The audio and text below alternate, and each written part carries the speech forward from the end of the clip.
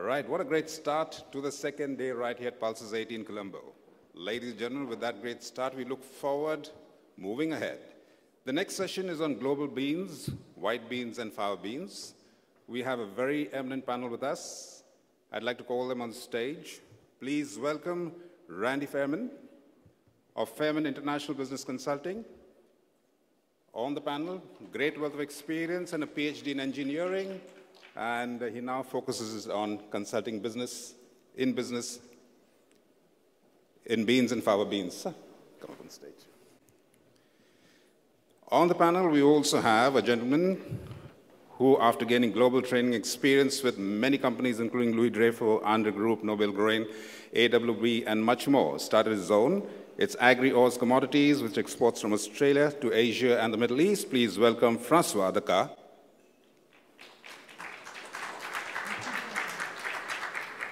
The next gentleman is an acknowledged expert in the MENA region, and he always has very smooth relationships with his clients, both upstream and downstream. Please welcome from TK and Danny, Atif Tadros.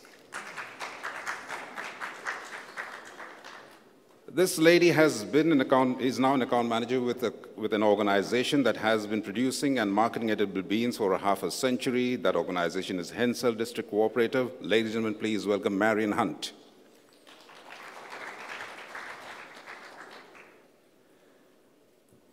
Sergio Raffaelli, coming up next, represents the Argentine Pulses Association. He's from Wenstrade. Ladies and gentlemen, please welcome Sergio Raffaelli.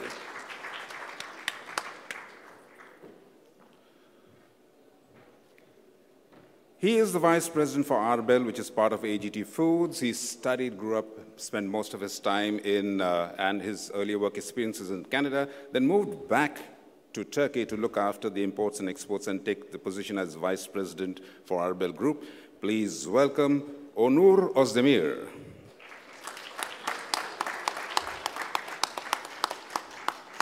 Completing the panel, a gentleman with a great deal of experience, both in consulting and also working for international multinationals. And now he is co-owner and general manager of a company that works out of Ethiopia, ACOS Ethiopia. Please welcome Kasahun Bekele.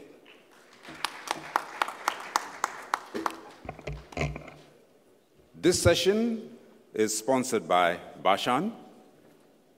And we'd like to thank our sponsor for this Global Beans Outlook, white beans and fava beans. And with that, it's time to hand you over to the panel.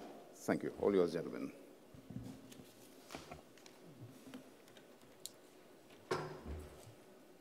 What a great pleasure and an honor to be here.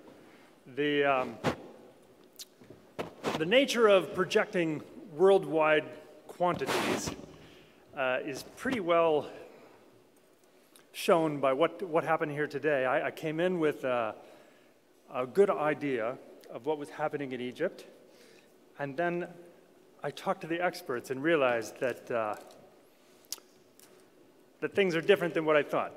So, for the navy beans, you've got a pretty stable worldwide supply.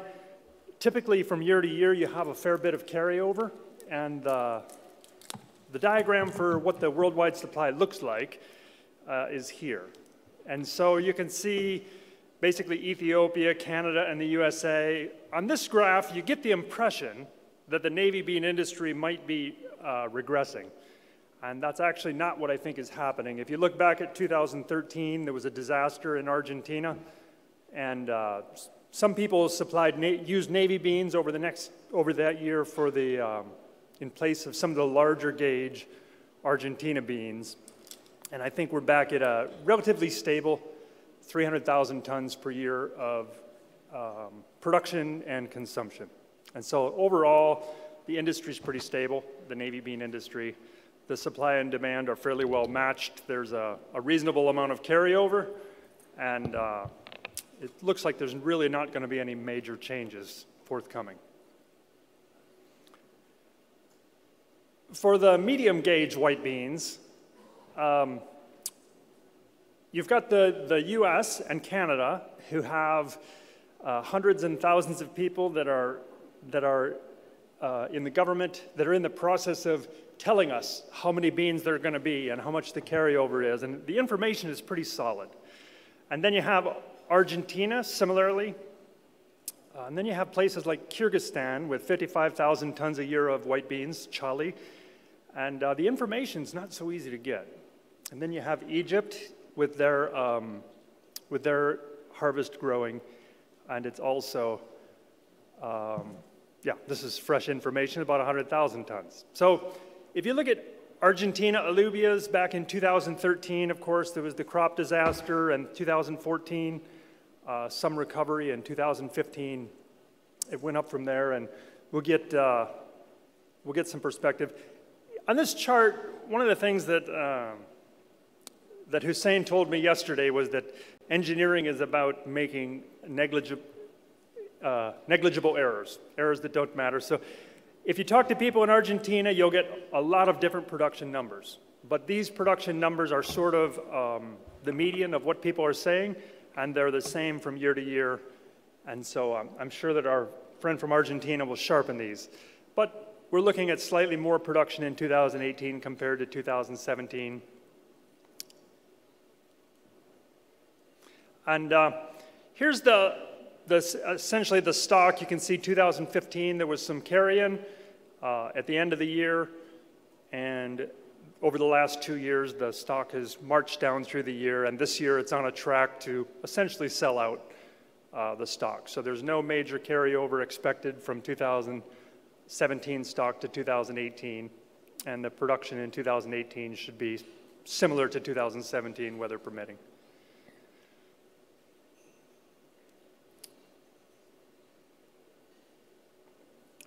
So for the US and Canada combined, we're looking at something around 100,000 tons, assuming the weather is similar and you're counting the carry-in.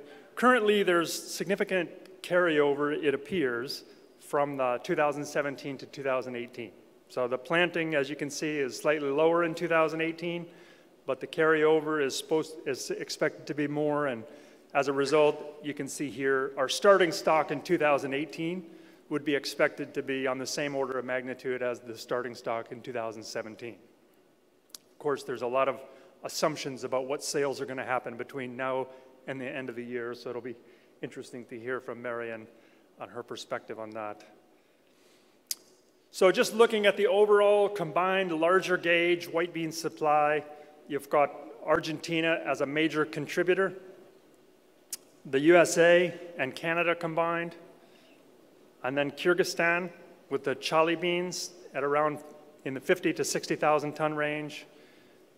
Egypt, total production around 125,000, likely around 100,000 for export. And then one thing to note here is China, as it has with many of their varieties. In the past, they've been up to 75,000 tons, and this year they'll be down to 10,000 tons with quite a bit of problems with disease and other things affecting their production. So this is sort of the overall picture. I think the carryover from 2017 to 2018 is slightly up. The production is slightly up. And that's the overall picture for where the industry is at. So global planting is slightly up, and the carryover is substantial. And the demand is likely very stable. So the fava bean situation, if you look, this is the major importers of fava beans. Without, as Egypt goes, so goes the fava beans. This year to date, the fava bean imports are tracking along. And then the major fava bean exports is Australia, France, United Kingdom, Lithuania, and everyone else. And so be interesting to see what Francois has to say about that. So it's going to be a good and lively discussion here. Thank you, Randy. Good morning, ladies and gentlemen. Welcome to our panel on white beans and fava.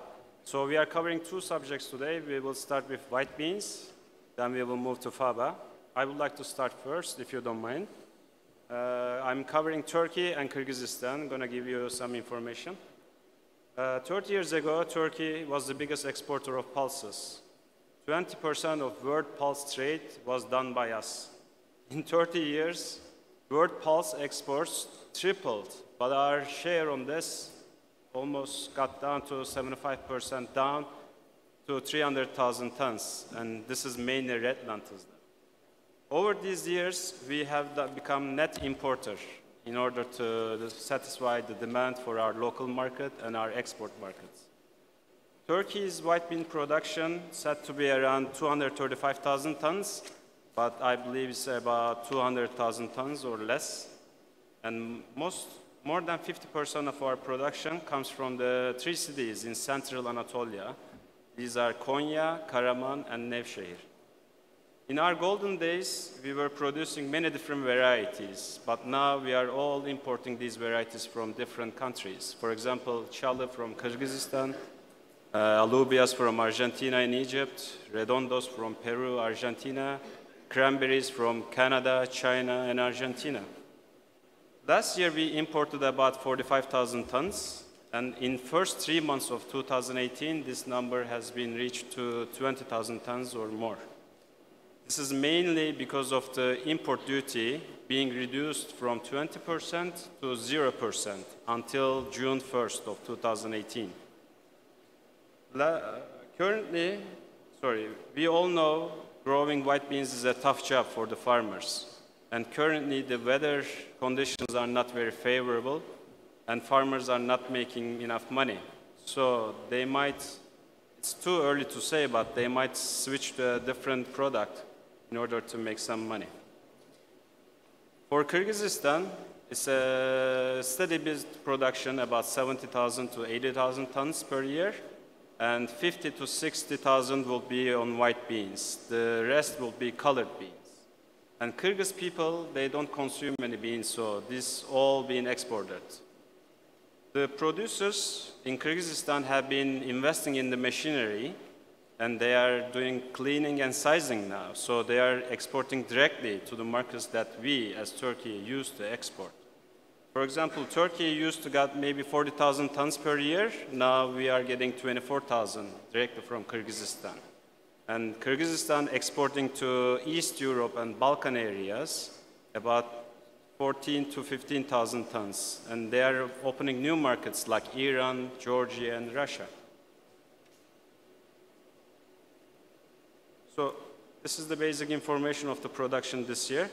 And I would like to pass the microphone to dear Marion with a question. What do you think about the latest planting intentions report of USDA and Ag Canada?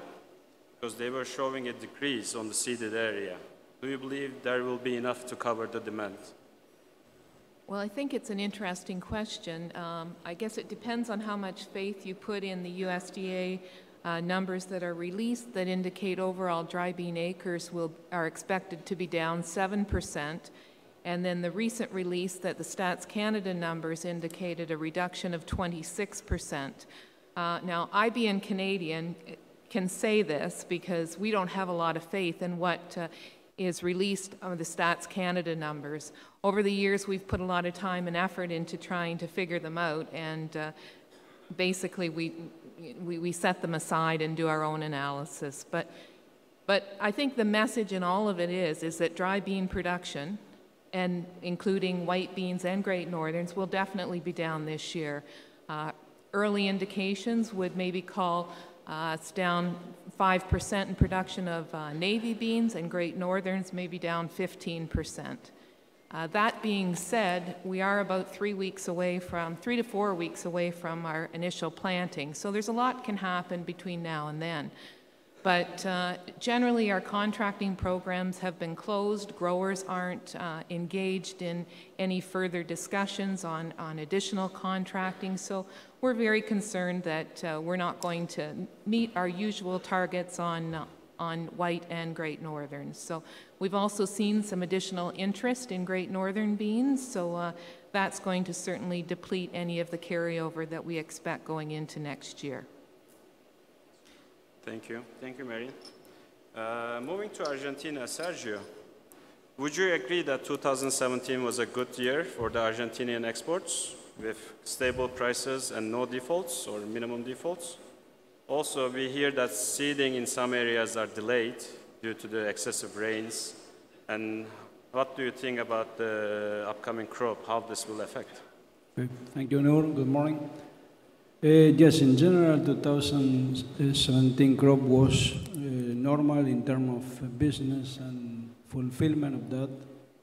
Argentina produced about 150,000 hectares in 2017 crop, reaching about 150,000 metric tons of exportable material that Argentina is practically sold out right now, keeping in Argentina now about 10,000 metric tons that will be loaded in the next 30 days before to start with the new crop.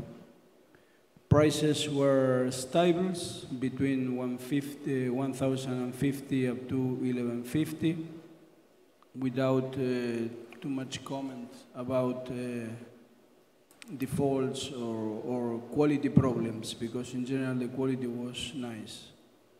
Regarding the new crop, the expect of the farmer was to plant more or less the same area, but due to different weather problems, finally the area planted reached about 140,000 hectares, 10,000 hectares less than last year.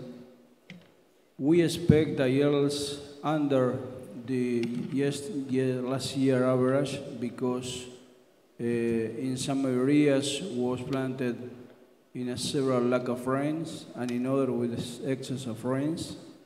And we expect the yield maybe 10% less than last year. And we are expecting now, if weather conditions are normal from now up to the end of the crop, of about 130,000 metric ton exportable material. This means that an average harvest of 1,200 kilos per hectare, less about 12% of feed beans, and less another 20,000 metric tons of seeds for the crop 2019. And the frost risk is over, or? Yeah, of course, this is the main problem that we have in the next 30, 40 days up to finish to harvest. Okay, thank you very much. Thank you. Mr. Kasalan from Ethiopia, please tell us about the current stocks and the market conditions. And also we hear about this excess fumigation and the MRL issues. What's your comment on this? Thank you very much. First and foremost, I mean, in Ethiopia, the growing season, the main growing season starts next month, starting from June up to September, October. So now, farmers are preparing their land for the coming production season. Our white pea bean production is suffering from different problems. First and foremost is the marketing situation. I mean, as you all know, we are price takers, not price makers, in fact. As a result, if there is a bumper harvest in Argentina, Canada, North America, we will always suffer. If there is some kind of a drought in one of these countries, that will be a kind of a boon for us. There will be a good market, and the pricing will also be good. Nowadays, prices, local prices are so high, we cannot compete in the international arena.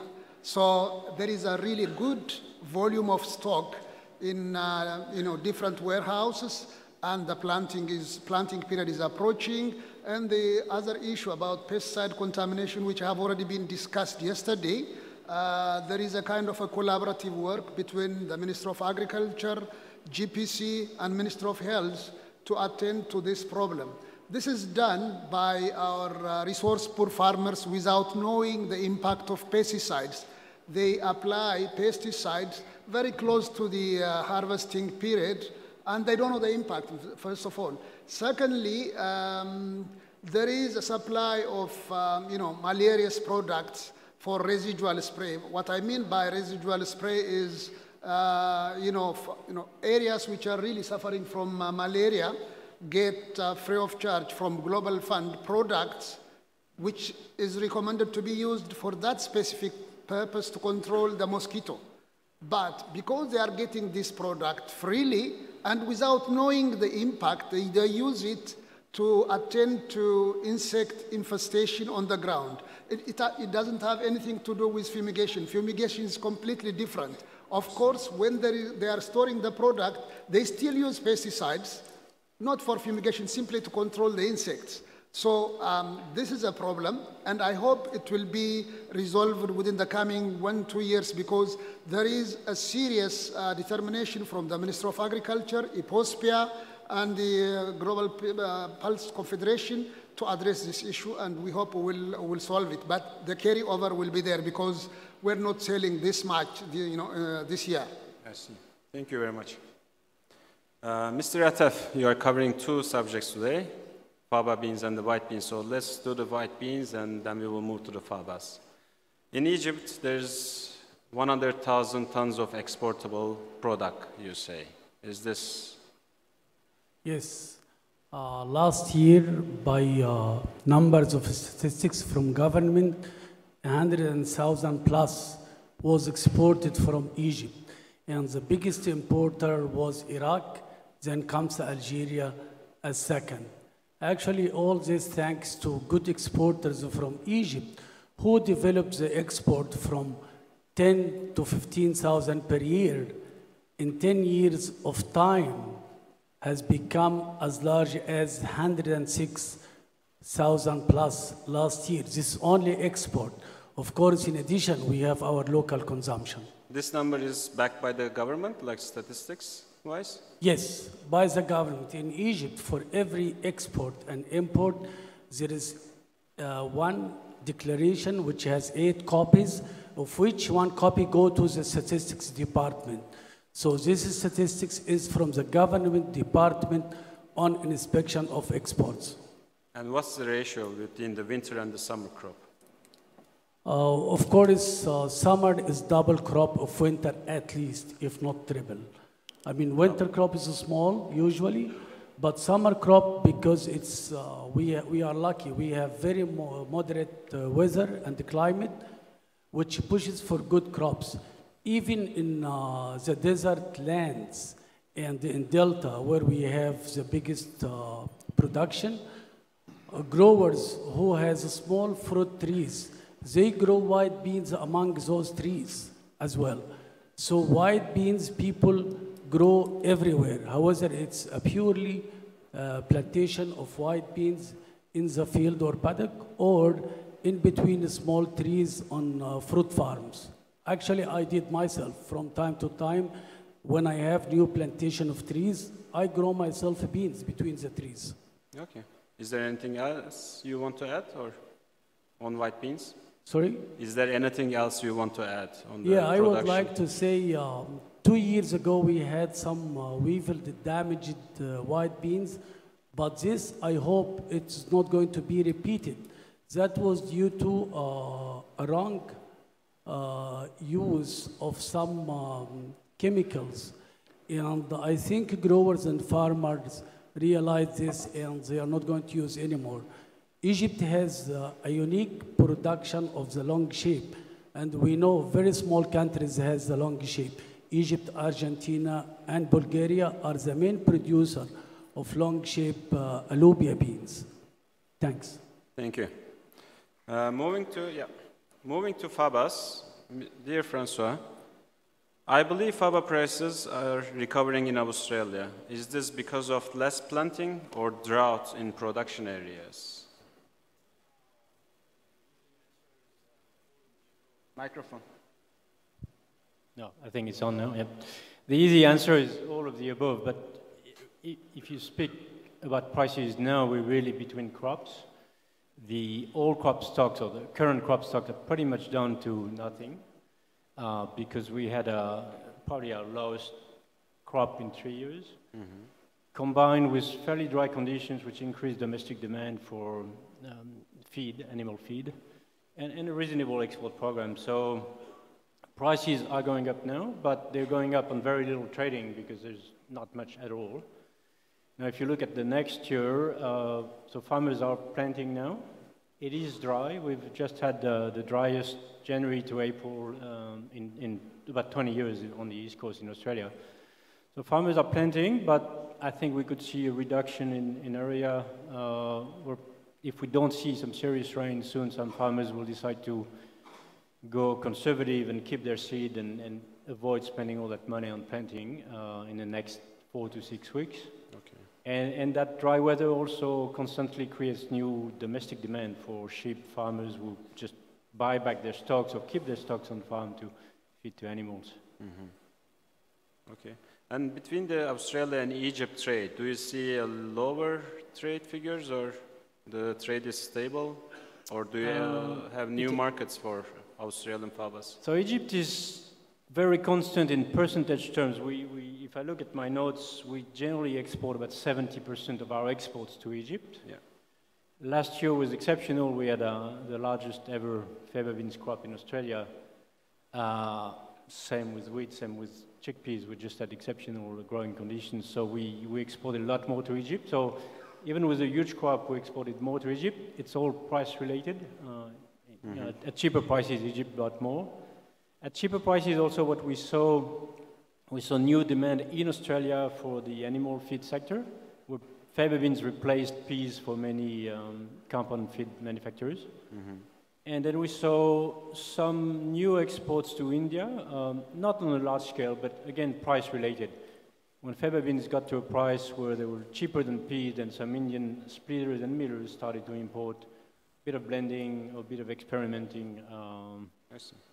I think that will drop off as our prices go up. Yeah. Thank you. And Mr. Atef, what is the situation of fava in Egypt? You are getting new origins now from Europe, I believe. Yeah, Egypt actually is lucky country because of the geographical position. Countries around Egypt are planting fava beans mostly.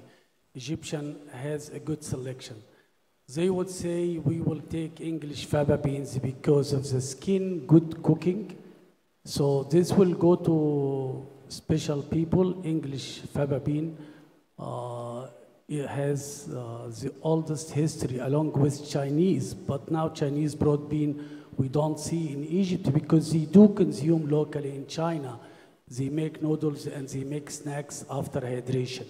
So UK is staying a stable supplier to Egypt for fava bean because of color and because of quick cooking. This is for English fava bean. Newcomers from Europe, Germany and Sweden, from Western Europe, in addition to Baltic countries, which are becoming a heavily supporter and supplier to the Egyptian market. Egyptians are lucky also because they control the prices, because there is no other home which will consume or import as much as Egyptian. Egyptian, I would agree to Francois, will take from Australia at least more than 70% from Australia crop, which sometimes reaches 340,000. So 70% out of that will go to Egypt. And actually, as a trade, commercial-wise, we respect all the saying of using for feed to compete or go to India or some other countries. But Egypt will decide the price at the end. Egyptian has to buy, but also they control the prices because of the local market. For example, now, at this moment, fava beans in Egypt from Australia are traded locally anywhere between 340 to 360 as per quality offered in market spot. But in Australia, it's reaching the 400 level. But no one will go and buy at 400 till Egyptian prices will improve locally close to the 400. Thank you. So will it improve in Egypt? Sorry? Will it improve in Egypt? If consumption increase, of course it improves. It's market. Market creates its own prices as per consumption, demand. It can improve. Thank you. And Mr. Kasson, you have something to add on the fava? Yeah, I mean, Ethiopia is endowed with vast areas of cultivable land. Out of these, currently in 2017-18, more than 12.7 million hectares were really cultivated.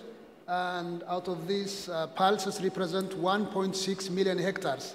And the first commodity from pulses is fava bean, in fact. More than 430,000 hectares is allotted to fava bean. The reverse from white pea bean, most of what is produced of fava bean is utilized in the country. It's for domestic consumption. Roughly about 5–6% is exported, and the major export destinations are Sudan, Djibouti, Somalia, Yemen, and Saudi Arabia. And the trend is really increasing. But what you have to bear in mind is in the case of white pea bean, mostly it is really meant for export, not for domestic consumption. In the case of fava bean, the reverse is true because the local demand is really high, although there are exports, but the trend is really increasing because areas of fava bean is bound to increase in the near future as well. Thank you. Very valuable information. If no one has anything to add, we can maybe move to the questions, or do you have anything to say, Francois? No, I will take questions. Okay. Andy, you have any comments? No? Okay. So, let's see from my phone.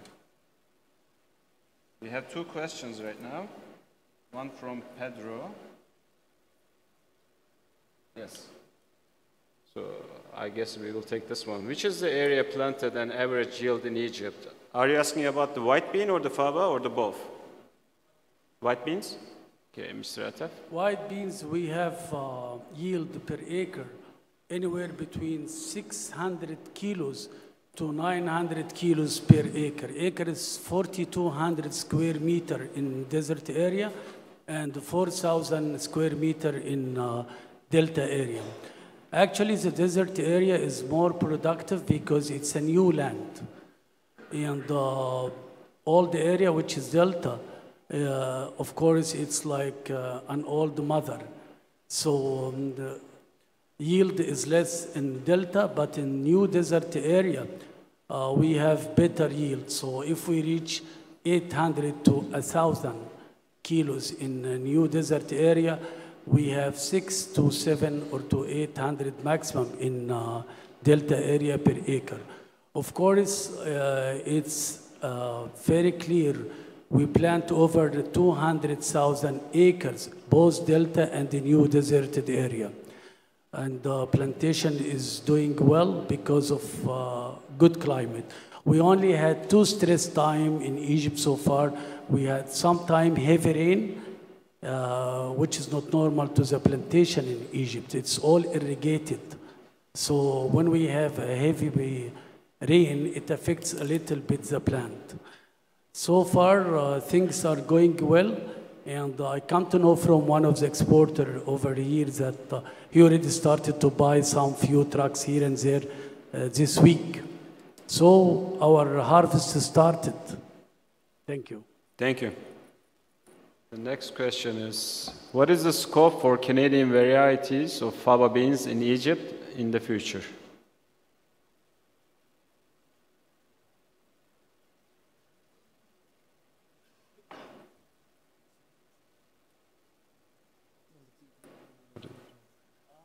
That's for you. Okay.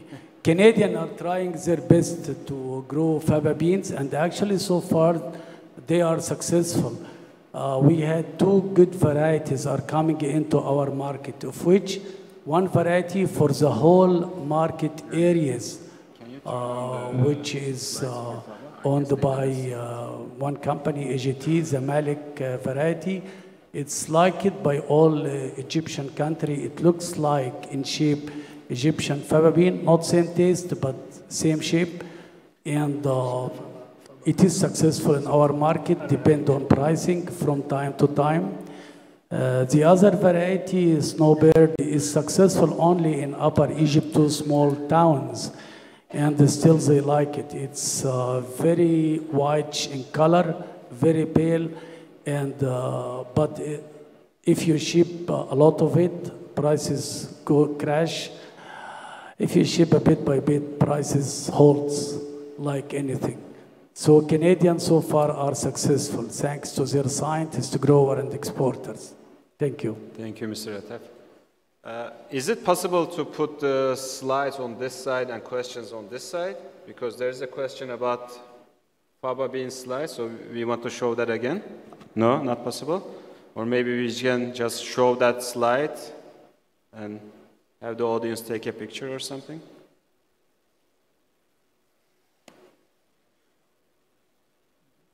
Good thing that we have lots of time. It's not like the last year that we run out of time.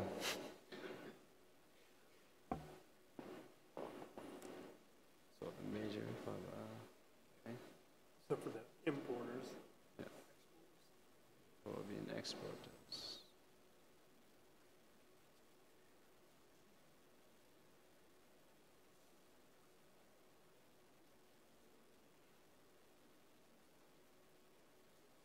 Which was the question?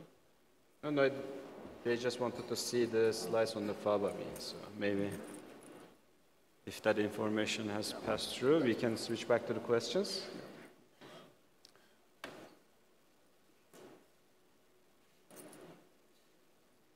The next question. This will be for Francois. How many tons were exported to China, and will the demand rise? Okay, that's a tricky question. You're asking me about Australia or in general? I believe from Australia they are looking for the answer, yeah. There's no phytosanitary protocol between Australia and China, so the answer is 0.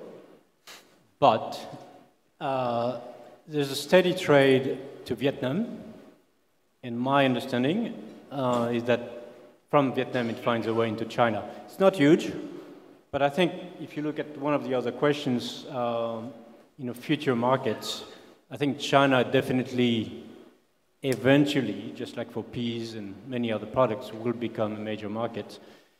Broad beans have always been grown in China. China used to be the main exporter to Egypt if you go back 20 years. Mm-hmm. I think that production is still there, but it's domestically consumed, and I believe at some point this phytosanitary issue will be resolved, and then China will become a major market, which will then challenge Egypt in terms of a procurement of fava beans. Okay, thank you. I believe we answered to the second question. Mr. Atef did. What is the scope for Canadian varieties? Which one is it? No, we answered to that. So, are there any emerging origin destination? We answered to that one too. Okay, the next question. What is the difference in terms of quality between the summer and the winter crops in Egypt? White beans? Yeah. Winter crop, of course, is a little bit not dark in color, but because of moisture. When it starts, it's very white, but has more moisture and heavier in weight. So when you sell 170 count per 100 grams, in winter, you have the same acre produces more in terms of caliber. Summer is very light due to less moisture. Okay, thank you. So very you much. can easily find bigger or larger size which contain moisture in winter. In summer, it's very light. But they are all very similar, and you have to be careful in harvesting and dry. Thank you. Thank you. Marian, could you tell us about new crop navy beans, in particular price ideas for Europe? At the moment, I'd say those values are anywhere from $850 on a SIF basis to $900, depending on packaging and such. Now, at the moment, there's not a lot of offers out there just because there's limited acreage planned to be go in the ground here in the next few weeks. Okay. Please take off the second question. We already did that. Again, Fava, Fava. You are the star of this panel. Everything is about Fava. Fava again. Preferable Fava and the highest prices this season were for the smallest production and Fava bean from Canada. It was a snowbird. Snowbird was sold at the highest levels of prices I have seen for the last 5 years from Canada. Was sold at as high as $4.50, despite the best Australian and UK beans did not achieve this price. Okay, thank you. The second question I would like to take to Randy. Can someone speak about the changes in domestic consumption and use of white beans in China? Yeah, I guess about 5 years ago, when we would go through the Chinese fields, we would often see a large number of white beans. And if you look at the chart, you'll see at that time they were exporting on the order of 75,000 tons per year. And over time, we saw a lot of disease in those beans. I think they were reusing the beans for the next year's crop, and they had moisture problems. And slowly but surely, the white beans just became unpopular in China. And over the same time, they wound up storing them, and they got old. And I think what we found was that the Chinese have more or less discovered that they can take white beans and they can use them with food coloring in place of adzuki beans. So if you look at the trend for prices of white beans in China now, you kind of see that they're using them with adzuki beans. So the production has been going down, and the consumption has been going up as they've gone with the adzuki beans. In my own heart of hearts, I think China will be importing white beans within 3 years. Also, they are not investing on the seed technology or anything like that, are they? They are still using the same seed over 20 years, maybe. Yes, they are. And I think, you know, the only real variety that the Chinese has strongly invested in the quality of the seed and production has been the dark red kidney beans. But the rest of their varieties, they've more or less gone with. And I think the Chinese government is encouraging their people to grow the products that they eat.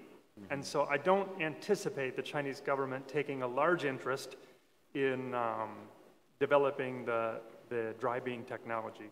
Okay. So I think the trend is upward in consumption, downward in production. Yeah. Okay, thank you very much. The next question is fava beans more susceptible to quality problems during export than white beans? I would, If you allow me. White beans are stable in transit time, does not get affected too much.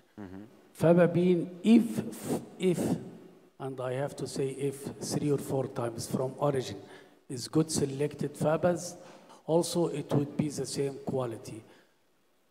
But from the beginning of origin, if selected fava beans has any wrong insects, it will increase on the way. Thank you. So it all depends on origin loading. Yeah. Thank you. Thank you. Mr. Kasaun, Ethiopia, will they, what happened? Ethiopia will have carryover stocks of beans. How will they store them? In normal warehouses or in cold storage? And I don't think you have much cold storage in Ethiopia, do you? For storing dry pulses, normally our exporters or traders, they don't use cold storage. In fact, we don't have it. That facility is strictly meant for perishable items like flowers, horticulture crops. But bear in mind, in Ethiopia, the temperature variation is not that much big, really, during summer and winter. As a result, it is not the kind of storage which matters. What really matters most is how you are really maintaining your crop, especially to keep it free of storage pests. So what they normally do is, if they see if they detect insects, they will cover with canvas and treat it with any kind of fumigant product. It could be aluminum phosphide. And in our case, I came from Akos, Ethiopia. We have got silos with a capacity of 6,000 metric tons. which can really keep all these products in an airtight condition, and we treat it once with these fumigants, and it will stay clear of any kind of pests. So for all other exporters, they do have, up to, very modern warehouses. They keep it in that condition. In most cases, they are free of insects. So we don't need cold storage for dried pulses. You have to export it all right away. Sorry? You have to export it all. Yeah. I mean, with the insects needs to be controlled, and there is, from the Ministry of Agriculture, there is a quarantine section which comes and checks before exporting these products. So, the quality of the product needs to be maintained, and what matters most is the specification of our customers, depending upon, if what percentage of dead insects per given weight is acceptable to the customer. This has to be strictly observed, in fact. So we observe that. As a result, we don't have cold storage for dry pulses. Thank you. Thank you. So we have no questions for Argentina. Nobody is wondering? Next question I'll take Todd's question. Does the Egyptian consumer have a preference for any particular origin in respect of cooking and taste? Okay. So that might also answer the other question too. First of all, commercially, prices and the quality. Prices and the quality. So I would say Australia comes as #1 ranked in ration of cooking and splitting. When early crop from Australia, color is pale, or what we call in local market white, it's not really white, but they call it, they use the word white for pale color, or greenish, which is fresh. They use for cooking Australian, and some areas in Australia cook quickly, and some areas cook a little bit late. And in market of selling and buying, they say, oh, Australian this year is not well cooked. They mean do not cook quickly. And so it comes to statistics of numbers. Number we import from Australia, which varies between 150 to 280,000 metric ton per year as per Australian crops comes. Then comes next UK beans. And recently, the French has come down heavily because they don't treat the crop and maintain as good. So Fava bean do not look good. They have a lot of colors, insects damage, and whatever the price, Egyptian now go more for Baltic and German, which has risen recently into the Egyptian market. So preference comes into quality, quantity, price. Thank you. So does end user calls it with the name? Do they, like the housewife, they go, I want the Australian one? Actually, not end users. Are they aware? Only the traders in the local market. Traders, okay. They create the market for each origin because they know the origins. Thank you. Okay, thank you. Next question. Why was the Canadian variety of fava beans bought over the Australian variety, even though it was priced higher last year? I guess. You answered this, no? Yeah. As I said, because this production is very small of a snowbird, it's a small quantity, and it's difficult to grow and maintain in Canada because it has a lot of spots because of the frost, and it has a lot of black. So some few companies in Canada could sortix to the maximum. And when it is sortix to the maximum, they give a very good and beautiful shape. And in cooking, it's so smooth. So as I said, 2 small towns in Upper Egypt are using this, and they pay premium. Thank you. That's why. Okay. And I would like to take that Argentina question. Did Argentina face any drought issue? How will that affect the yield? Yes. In fact, we have different problems in different areas. And we have estimated that the effect in about 10% compared with the last year. It's not a dramatic situation, but Argentina usually have about between 950 to 1,000 kilos per hectare as exportable material as yield. and maybe this year will be 10% less. This is up to now the estimation we have, but depend what happens with the weathers in the next 30, 40 days. Thank you. Next question to Egypt again. Dear Atef, can you please reconfirm alluvia's quantity you are expecting to export during summer crop? As I said, Egyptian white alluvia beans is needed all times to all around the areas. Of course, two main reasons. Commercially, it's liked by the countries around us. We are lucky, as I said, geographically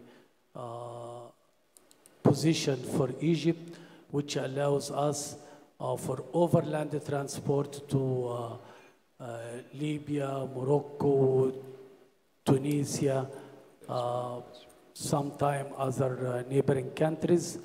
Also, quick transit to Jordan, for example, Palestine, and European countries. So this is number one, the nearby transit time. And of course, during the season, we see Iraqi guys coming with money, cash. And they load, not necessarily homogeneous, not graded, but cleaned cargo, and they immediately buy.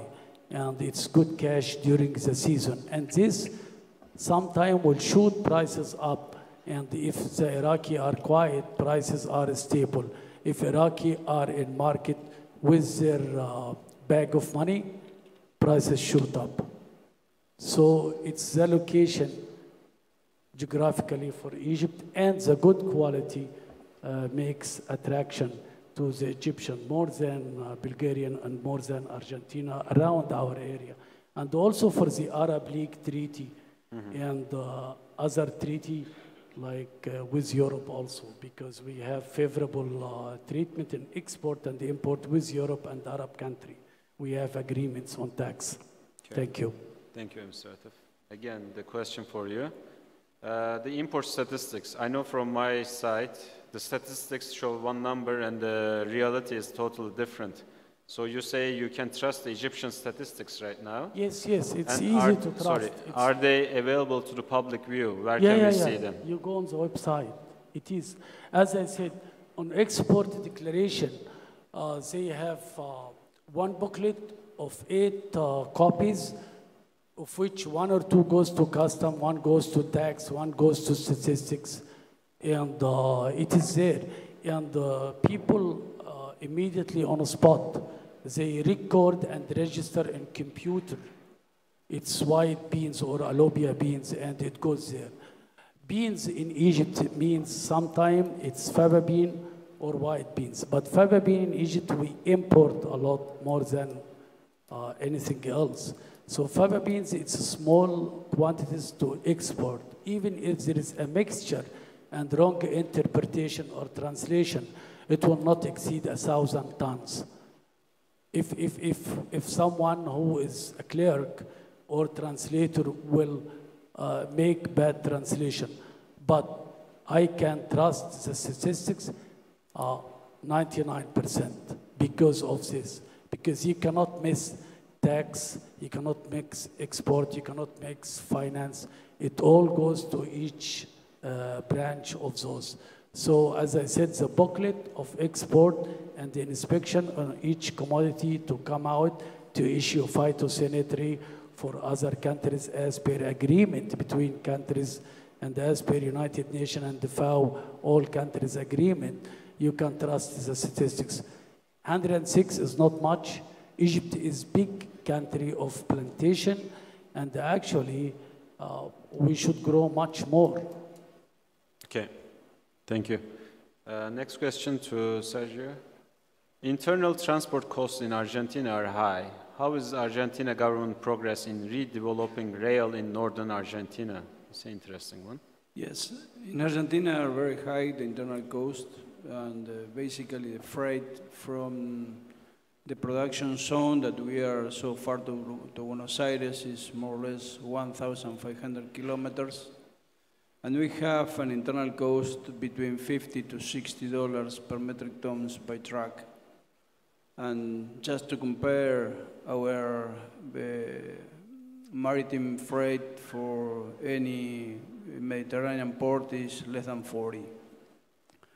Now the government is trying to recover the train to use it to move merchandise from the north to Buenos Aires, but we suppose that they need at least 1.5 or 2 hours more.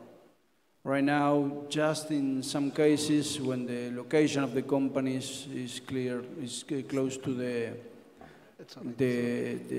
stations are better, but in general, now the cost is comparable with the trucks. Thank you. One more question for you. Could you tell us how many metric ton of production estimated for Liares type of Argentina alubias? Yeah, can you give a little bit of information, like what is Liares and what is the usual? Liares is a variety developed during the last years. It's not substantially different. It's a little. Is it longer, whiter? It's longer. Whiter depends the zone. In fact, in Argentina, all is white, but depend the zone, not the variety.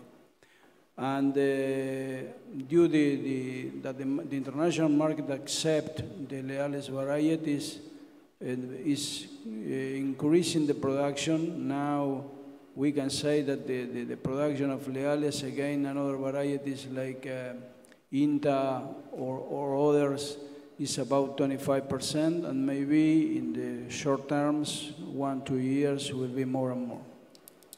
Thank you. We have 2 minutes left. Last 2 questions, I guess. Dear Atef, what would you answer to the first question? Quality? Yeah, like the least favorite white French. Okay. On white beans, the quality we will know the next few weeks. How is it? But as I said, Egypt have a stable, good climate, so we should see at least 50% of the crop good quality, at least. And good quality, I mean, I will not say sizes, but good quality, no weevil damage, no cracks, no shriveled, color is good. But sizes will vary as per the treatment of the plantation. So we will see the next 3 weeks, because it has just started this week or last week, some early cropping or harvesting. This is white beans. Fava bean in Egypt, we produce very less. Total production of fava beans, local production, is approximately, I always say, anywhere between 70 to 100,000 metric ton fava bean, of which we have 1/3 of a small fava and 2/3 of what we call broad bean, 60 to 70 count, and smaller. It looked good. I saw myself. I grow myself some in my farm, and the prices are reliable. Thank you. Thank you, Mr. Atef. Sergio? Sorry, can I add, for white beans, the prices started to people to talk, trade, 950 to 1,050. Okay, thank you.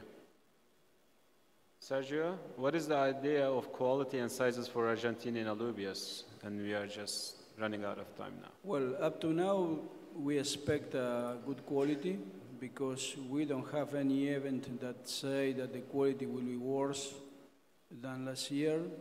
More, we expect better quality than last year. And regarding sizes, probably will be smaller in general. Last year was big size for us, because the average was between 170 to 175 grains per 100 grams. And we expect this year between 185 to 190. But maybe change, as I say, we have many time up to crops. This is our evaluation up to now. Thank you. And I will ask one last question to Kasaun. Is it correct that Ethiopia has a European-approved laboratory to check pesticide residue now? Yes, that's true. There is a privately owned pesticide residue analysis laboratory in Ethiopia. And within the near future, the Minister of Agriculture is on the edge of really erecting another pesticide residue analysis laboratory, so that we'll have two pesticide residue analysis laboratory in the coming year. So that's true. We have got one now, but next year we will have two pesticide analysis laboratories, in fact. But please bear in mind, what has already been said about pesticide contamination is a very isolated case. It doesn't really mean for the whole areas. It means for some malarious areas. So a good portion of what is being exported is free of pesticides. But we need to be clear of this issue with the collaboration of Minister of Agriculture, GPC, IPOSPIA, Minister of Health. So it will become a thing of the past in the future. Thank you very much. Thank you. Yes, you made it very clear. So I thank you all for listening us, and I thank all panelists for that information and good comments. If no one has any additions, we will close this panel now. Good.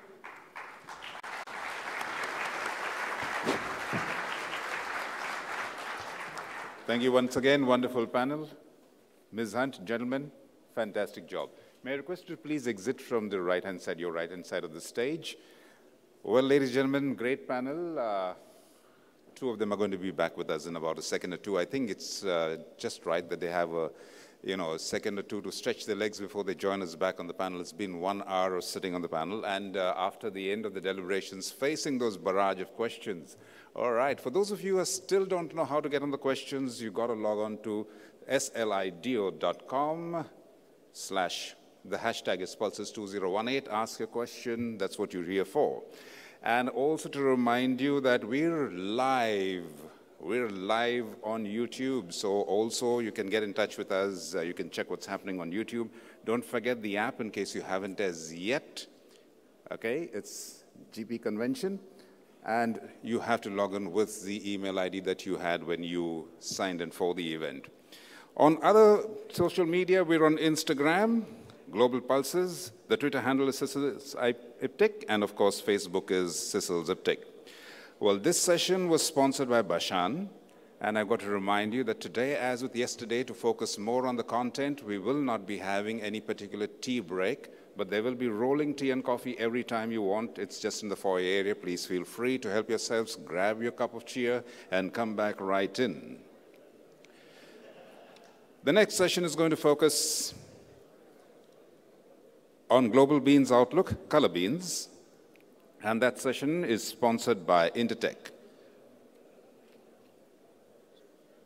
So let's get ready to welcome this next panel. Two of them were already on stage, so you know them well. Please welcome once again, back to the podium, Dr. Randall Fehrman.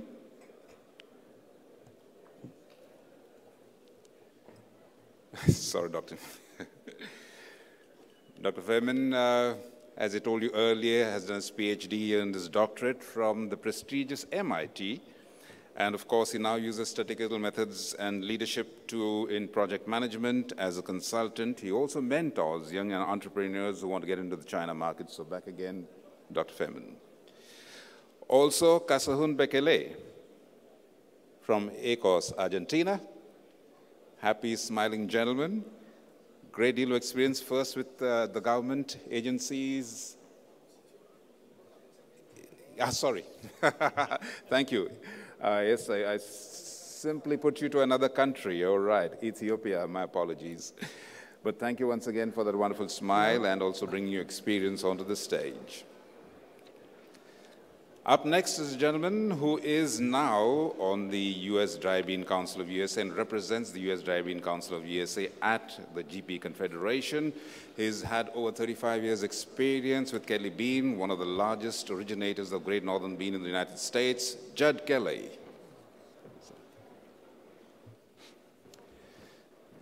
An international pulse broker, is the president of the Brazilian Dry Bean Institute, also known as IBRAFE. He's director of Jorepar Corretora de Mercadorias since '94. Ladies and gentlemen, please welcome Marcelo Eduardo Luders. A lawyer by qualification, he is now the CEO of Lazara S.A. Argentina, which is a food broking company. He was the former president of the Global Pulse Confederation, and president of the Argentinian Chamber of Pulses 3 times, Jose Maria Lazara. He is the founder, owner, and managing director of Nanjing Bongaro International Trading, a man with a wonderful memory. Nanjing Bongaro is into processing and trading of pulses, legumes, grains, and oil seeds. Ladies and gentlemen, Wei Hung Meng. That concludes the panel, completes it rather, and now it's time to hand it over to the panel. Thank you, gentlemen.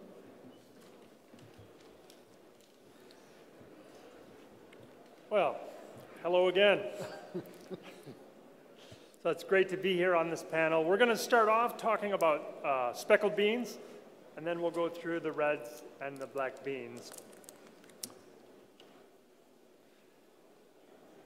You know, one of the things that strikes me about the speckled bean industry is that Brazil has 2 million tons per year of consumption of speckled beans. Currently, that's Carioca beans. And I look forward, Marcelo will share with us a little bit about how it came to be, but I think he said 1970, there was essentially no Carioca beans. And now there's 2 million tons that have been developed and consumed in Brazil. And it's really quite a remarkable story of how that came to be and where it might go in the future.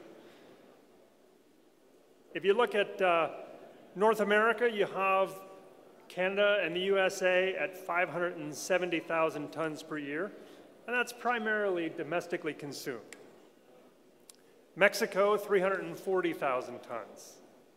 Argentina, with mainly the cranberry beans at 17,000 tons. And then historically in China, you've had light speckled kidney beans for export at 98,000 tons over the last 3 years, but it has been up to 300,000 tons in the past. So putting this into perspective on a chart, you can see that Brazil by far dominates the overall production of speckled beans in the world. If you take Brazil out of the picture to look at the supply that's available outside of Brazil, you can see that Mexico, USA, China, and Canada are the main players for the speckled beans. If you look at the history of China, you'll see the number of speckled beans they produce have been going down, as with the other varieties. It'll be interesting to hear the perspective on those things from our Chinese representative. And so in 2017, you can see the North American crop, USA and Canada, was very large, and there's a significant carryover into 2018, and the 2018 crop appears to be smaller.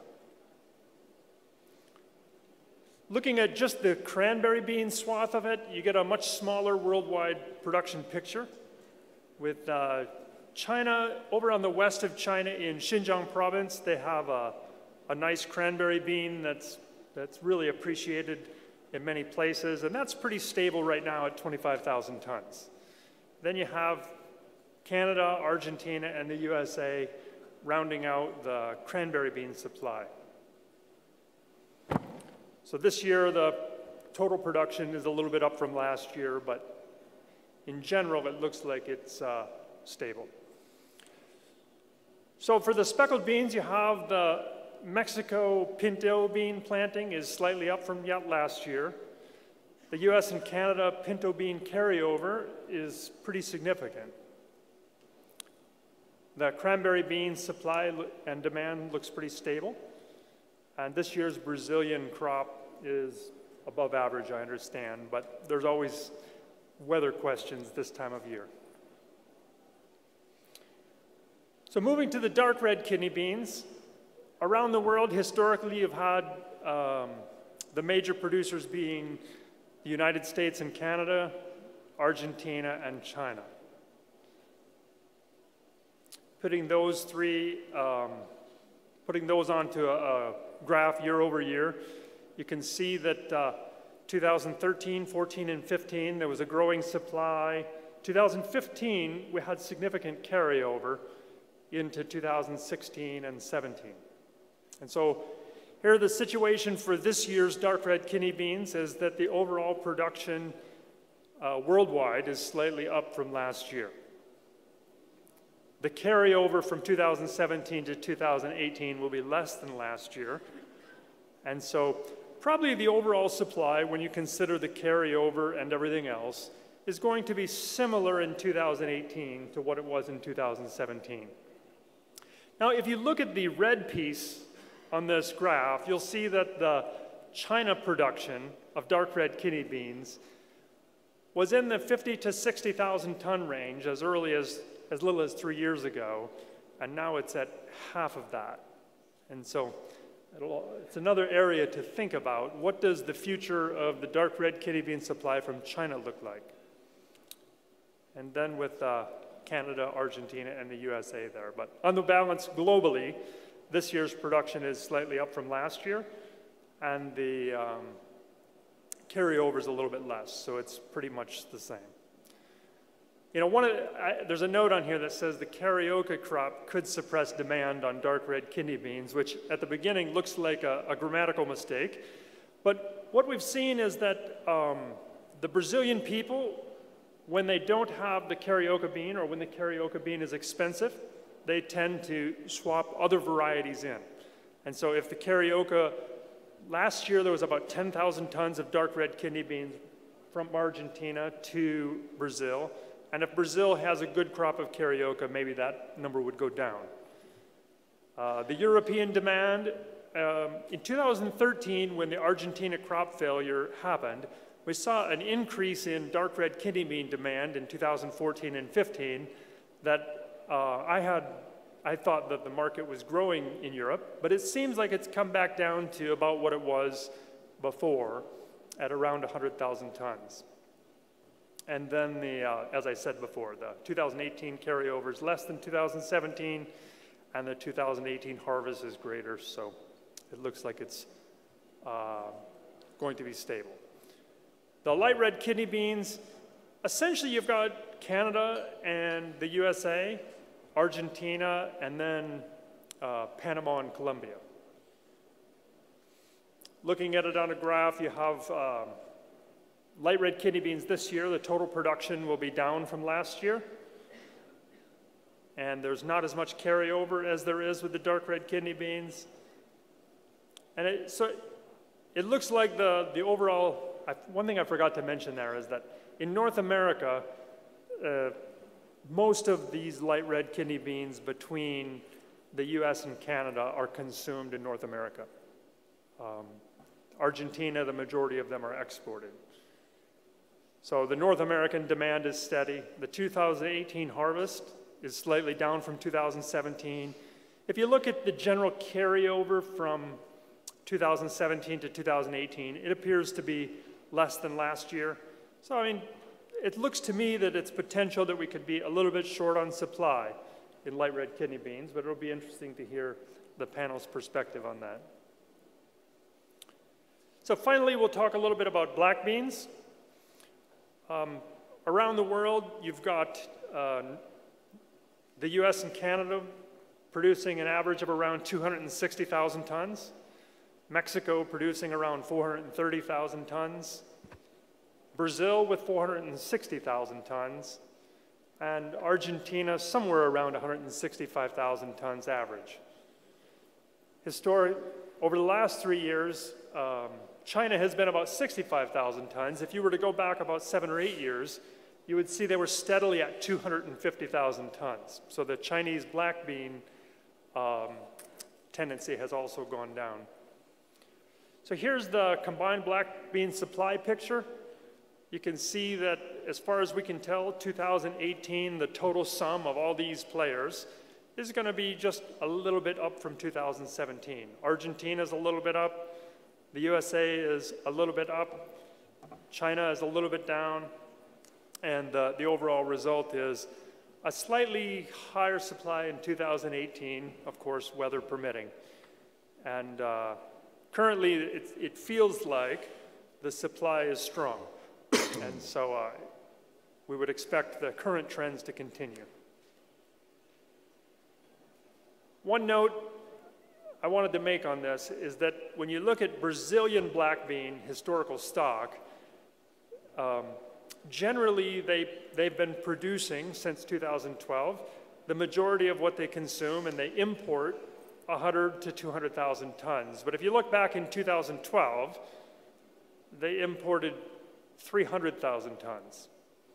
So what happens is, as the black bean prices go down, there comes a point where, for the Brazilian farmer, it no longer makes sense to grow a black bean. And so in the rest of the places that grow black beans, it's usually one crop per year. But in Brazil, every 4 months, they make a planting decision. So if the price of black beans gets to a point where it no longer makes sense for the Brazilians to plant, we could see a sudden surprising demand. So that's just something to keep in mind, that you're always 4 months away from a huge demand from Brazil. And that was why I put this chart up there. So for the outlook, Brazil's overall planting is slightly up from 2017. Mexico's planting is slightly up from 2017. The other producers seem like they're around the same as 2017. And the North American domestic consumption is improving. It didn't show up on the slides, but if you look at the history of the US and Canada domestic consumption, you'll see that there is a fairly steady increase in the consumption of black beans in North America. And so, with that, I'll turn it over to Judd for our panel meeting. Okay, thank you, Randy. Very good presentation on the data for the different countries in the world. We appreciate that. We're going to open up by discussing with each panel member a question that will stimulate them to go ahead and give more detail. And I'd like to start with Jose Maria. And the question is, describe Argentina's planting conditions and expectations for the new crop. Hello? No. Thank you, Jude. Good morning, everybody. It's a good question. You know, in Argentina, we entirely depend on weather conditions, so it means we are never aboard. We have to look at the sky every morning, and early in the morning. Up to now, what we can say is that the planting intention was as expected, and the crop develop is a bit contradictory, because we have some areas with good weather conditions and good develop, and some others which weather was not very fair. But still, we have 6 weeks to go. So if weather permit, we expect to have some figures, or similar figures, than last season. Focus mainly on 3 main varieties, which is dark red kidney, with approximately 20,000 tons for exporting, light red kidney with 10,000 tons, and cranberry with around 15,000 tons. You know, Argentina in the last few years started a very important process of diversification. Argentina was a traditional exporter of white alluvial beans and black beans. And some years ago, it was a very big effort from producers and exporters to diversify varieties, focus on these 3, mainly the 3 varieties like dark, light, and black, and cranberries. We have a moderate growth, but up to now, between these 3 varieties, Argentina already reached export volume of 50 to 60,000 tons, which show us that Argentina came to stay. So the idea is to keep growing on that, and of course, we hope that weather condition or St. Peter's technology will join us, and we can have this year something similar to last season. Do you have some slides on the production? That you... Yeah, I have some. I have some slides. I have a couple of slides there, where you can see in these 3 varieties from 2014 to 2017, we grow 83% in these three varieties. That's what I mentioned before, the efforts to on the process of diversification. We are more or less flat on the light red kidney, close to 10,000 tons, but a good sign on dark red kidneys and cranberry beans. And if the market joins us, we are optimists to keep growing. In the next slide we have available, you will see the main destinations. So in these varieties, where it can be seen that the market is really diversified in all continents. The quality of Argentina was approved from European countries, like Asian countries, Middle East countries, and of course our neighbors. So it seems that Argentina is, as I said before, is coming to stay in the market for these varieties. I think then producers and largest consumers in the world, how do you see in the future per capita consumption in Brazil?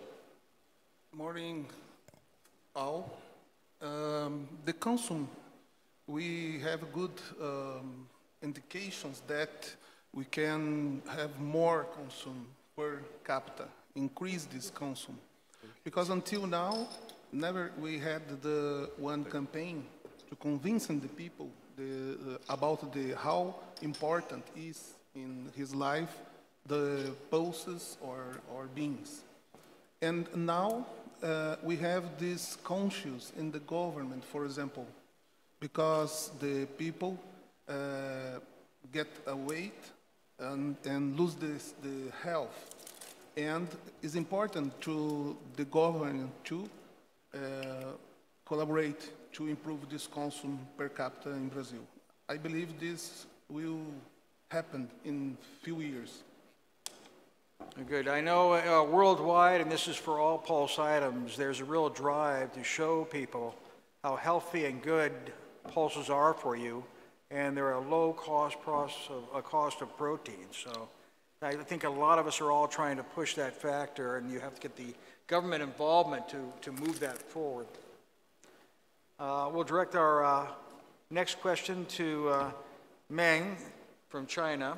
And the question will be, we have seen a change in decreasing production, particularly in the last 4 years in China, and what appears to be an increase in domestic consumption. That was brought up to Randy during the white bean panel discussion. How do you see the future for China becoming more of an import market for dry beans? Thank you, Judy. Thank you, everyone. Yes, I think China market will transfer from the export market to the import country. Because, you know, we have some government sources from 2010. We export all China kidney beans is 750,000 metric tons. But 2017, we only export 270,000 metric tons. The market decline maybe around 50%. So it's a big challenge for China beans export. Also, the local consumption of the domestic market increased year by year. Just now, Firme say maybe China import the white beans in near future, 3 years. I agree. Because you know, actually we see China from 2010 import the beans. This also from official date is 2,100 metric tons. But 2017 we import from about 8,000 metric tons. So it's a big change. The market will change. Even if we have some good product for top export market, such as ASKB for India, but also every year is decline. Europe for dark red kidney beans for Italian market is our second top export market, but you know, also decline. before, China dark red kidney beans is very competitive because of the less cracked beans. But now in Shanxi province, we use the machine instead of the hand-pick selection. So the cracked beans also too much. So I think maybe in the near future we also import the dark red kidney beans from Argentina, from America, and Canada. Thank you. I have a question now for Kasun. Is that okay? Yeah. Right? Got it right. I've been practicing. Well, I was going to ask you the question, do you see color beans become a greater share of the opium production? And also addressing the fact about what kind of maybe difficulties you have on the export market. There's several different things that I think that are involved. So if you'd like to talk on that, please. Thank you very much. First of all, I'm very much surprised that the Africa continent as a continent is not really shown when it comes to color beans. That could be true, but in the context of Ethiopia, we haven't discussed the smaller version of red kidney beans. I know about dark red kidney beans. We also produce dark red kidney beans, but the volume we export and the production doesn't warrant to be really shown here. But when it comes to the smaller version, we call it small red kidney beans, which we produce in huge quantities, in fact. Although a good portion of it is meant for local consumption, we export a huge volume, especially to India, Pakistan, Russia, and Middle East, and Kenya as well. But very recently, because of some kind of regulation imposed by the Indian government, I want to hear from you, gentlemen and ladies here. It has already been stipulated and by the Indian government, any kind of agricultural products being imported into the Indian market, it is a must. It must be treated with methyl bromide, which is already banned by most of the countries under Montreal Agreement. This being the case, and the deadline is coming June, end of June. After that, we have already been told and instructed that any kind of agricultural product destined to Indian market must underlined, be treated with methyl bromide. We find this regulation a bit difficult to implement because our country, being a co-signatory of the Montreal Agreement, still, stalling on that issue, in fact. We haven't decided, but our minister and a colleague from GPC and Ato Theodros from our side has been to India to discuss with the relevant ministerial offices as to how to really go about it. And they have been very adamant, saying that it is a must, and it's really, this regulation applies across the board. I'm not quite sure about that. Number one, that is the other issue is, to be honest with you, to give you certain figure about our export volumes as a whole, red kidney beans, small version of red kidney beans, in Ethiopia, we allot 240,000 hectares of land for the production of this specific crop. Almost 2/3 of the production is meant for local consumption, but the remaining 1/3 is really meant for export. And in the past, as I said, the main export destination are Pakistan, India, and then Kenya, and Middle East countries as well, in fact. Now, that is one issue. I hope with this newly action plan from Global Pulse Confederation, if it is going to be implemented, it will definitely create a very level ground for all of us. But let's see when it's going to be implemented. Secondly, when it comes to Pakistan, Pakistan has already banned the import of red kidney bean from Ethiopia because of fungus-related problems. With the collaboration of the ambassador of Pakistan in Ethiopia, and the Ethiopian Minister of Foreign Affairs and Minister of Agriculture. They are really making a huge effort to address this issue, and I hope within the coming few months we will start exporting to Pakistan as well.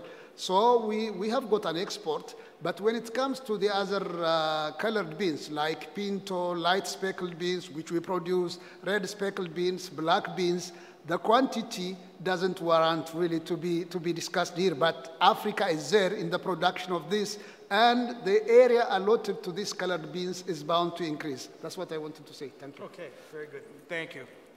I'm going to go ahead and address the subject on U.S. and Canada, and what I'd like to kind of give a low view of the supply-demand on the crop coming up. We have to keep two things in perspective. One, it's not planted yet, so we're all working on speculation. And number two, as Marion Hunt said, this year with low prices, the growers have not been very receptive to contracting. They've looked to some other things, and we've had drops in acres. And in some cases, that has, I think, been beneficial.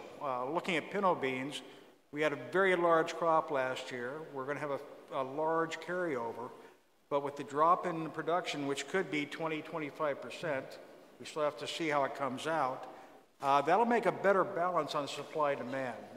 We should come out of the 2018 crop in better shape than people anticipated. Looking at black beans, our guess is we're going to have about the same production as last year.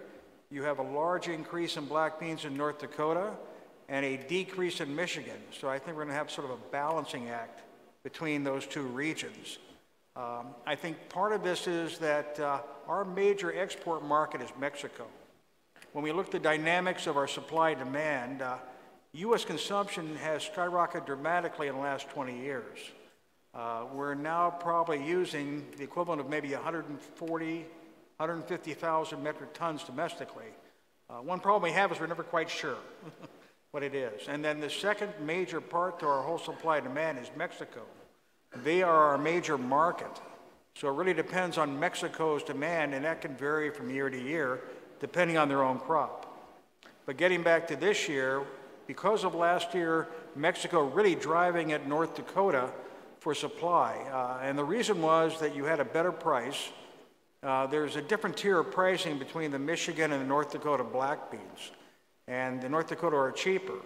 And I think the feeling was, I was told by many Mexican buyers that they thought that the quality on the North Dakotas were equal to the Michigan, and you had a cheaper base price, and also the freight to the border out of Michigan is probably 50 cents a hundredweight higher. So it's not only the differential in market, it's also a freight value too that impacts the destination border price on the black beans. Canada, looking at the Canadian number though, where I think in the U.S. we're going to be very balanced and even with last year's crop, I think the Canadians will be off a few acres. And, but it's not going to be a major impact. I think we're going to have a balanced supply. Looking at dark red kidneys, if you go into the market right now in the U.S. and Canada, it's hard to find any dark red kidneys. For lack of a better statement, they're pretty well sold out. Yet we're sitting here in May, and new crop doesn't show up till really October. So it's going to be a very dry session between. Looking at new crop, there'll be a very slight uptick in planting and hopefully production, but that still is lower than the potential demand that we're going to see. So we tend to see those markets be very tight. The market has crept up this year, and I think we're going to start out at a higher level on the coming crop. Just very defensively, because we know the supply-demand is more on the demand side. Light red kidneys are really a small item in the U.S. comparatively, and it's sort of a niche market. There's only so many users of light red kidney. As Randy said, it's really mainly domestic consumption. Then there'll also be some exports into the Caribbean and also Central America. We have Panama as a customer. Different countries in the Caribbean are a customer. Of course, we're competing with Belize. They have their trade agreements, and we have areas where we have a pair of barrier against us. And until they Belizeans run out of their light rate kidneys, we're pretty much stuck out of the market. So looking at that again, we're going to look at down production. We see that already. And then very little carryover, and again, another tight year, and also prices that have reached a high level and probably open in the coming year at that same level. And now I'd like to turn to the panel and say, anybody want to make any other statements or any more information? Any ideas? Well, I guess we can go to the questions.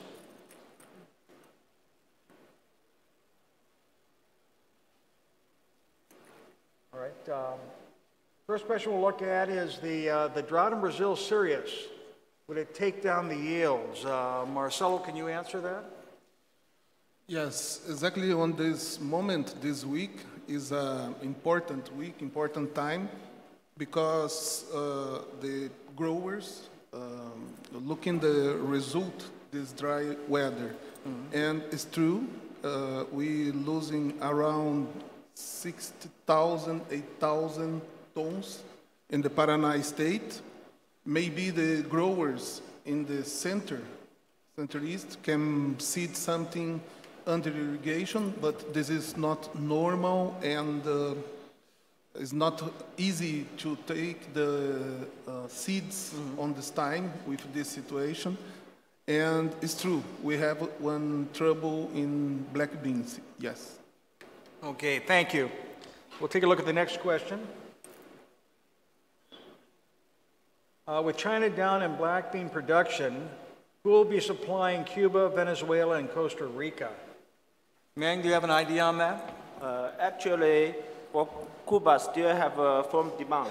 But, you know, for 2018, we estimate the total quantity for black beans is 60,000 metric tons. So we have enough competitive supply for this country, no any problem. But, you know, for above this country is normally for the political government supporting. Okay, well, thank you, man. Next question. What is the price level for Brazilian beans for export? There's a lot of production, but prices are usually high. What is your view? Any thoughts on that? The second. Well, I'm going to go ahead and use be the second one down. What is the price level for Brazilian beans? Price. Yeah. Brazil never export black beans, but export brown beans, and preparing to the next years to enter in this market the colored beans, because we depend only two, but we depend a lot the Carioca beans production.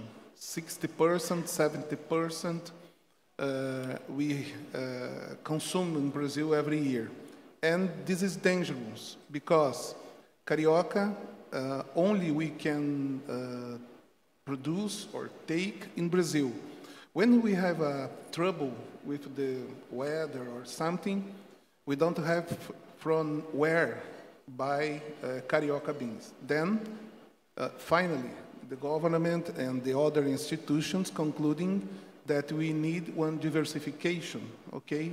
Diversification to produce to the people inside country, to the people know better these beans, and maybe when we have it, some years, I don't know how many, in some years, we can appear in this market to export these colored beans. But until now, we export brown beans. Okay, thank you, Marcelo. For the U.S., you want me to do the U.S. black bean one? What's that? The U.S. black bean one? Yeah.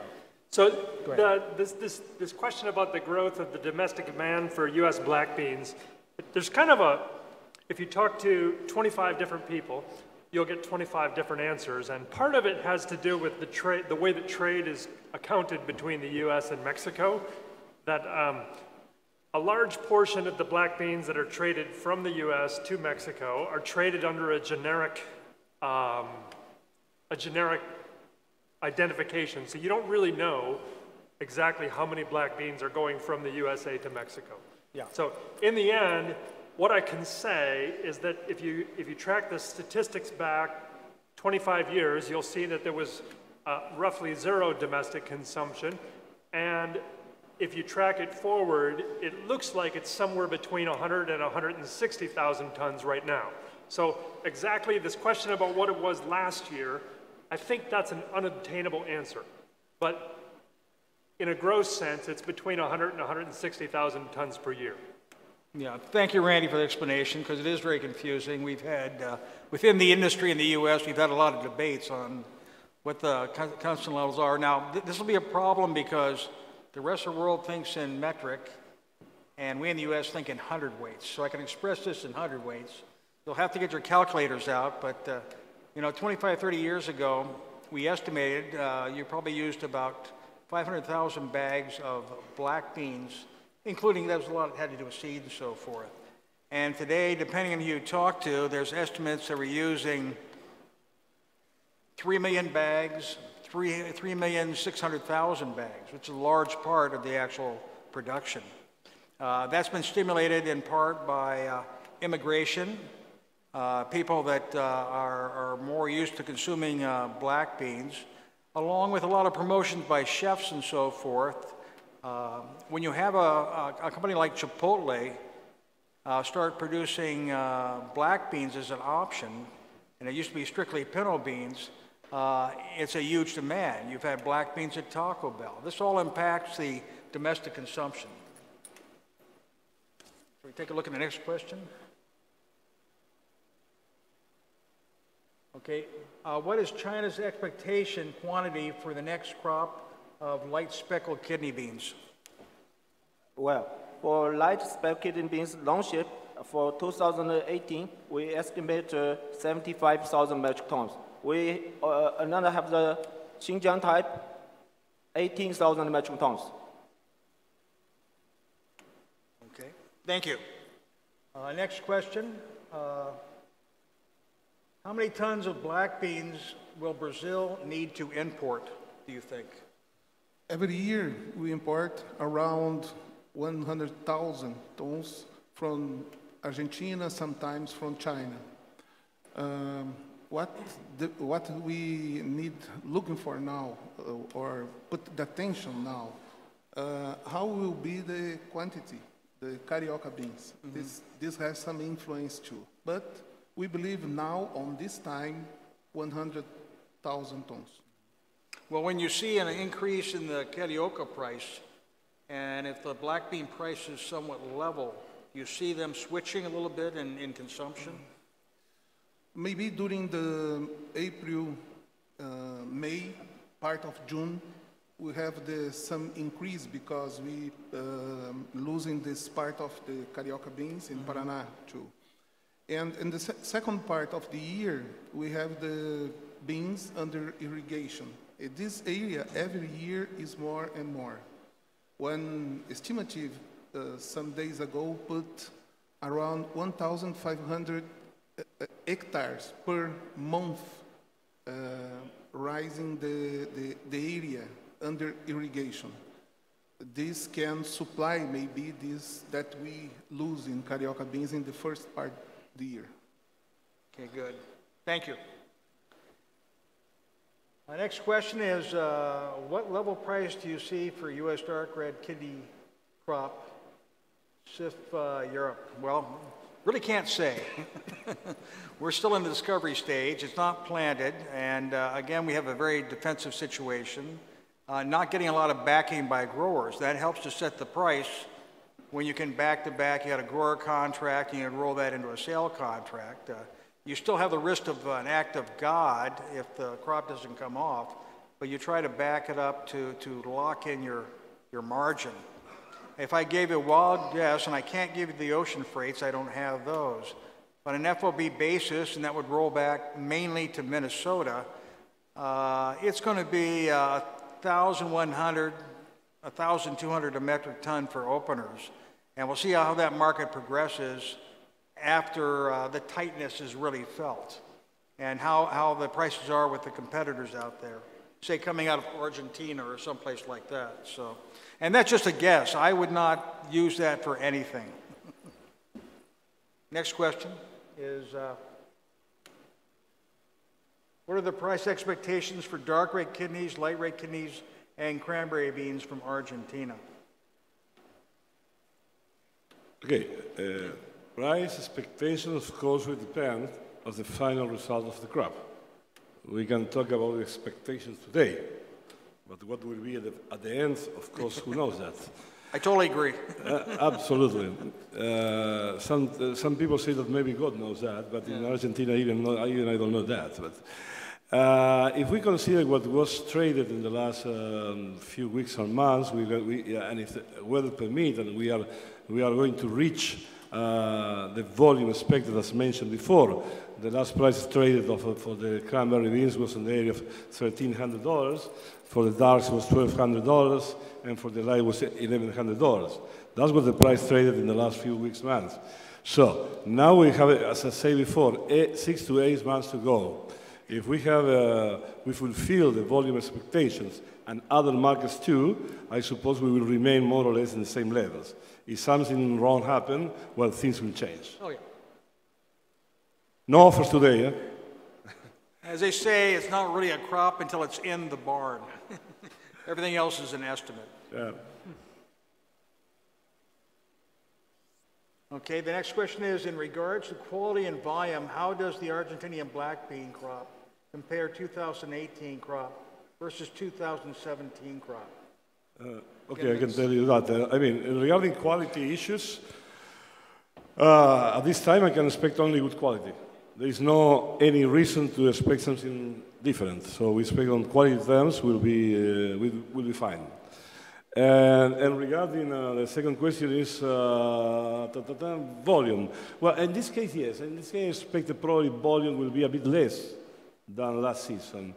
Our figures show us that weather permit, Argentina can export more or less around 150,000 tons this year. Thank you. Next question is, the lack of water in Mexico will be delaying seeding and putting pressure in the market of black beans and pinto beans.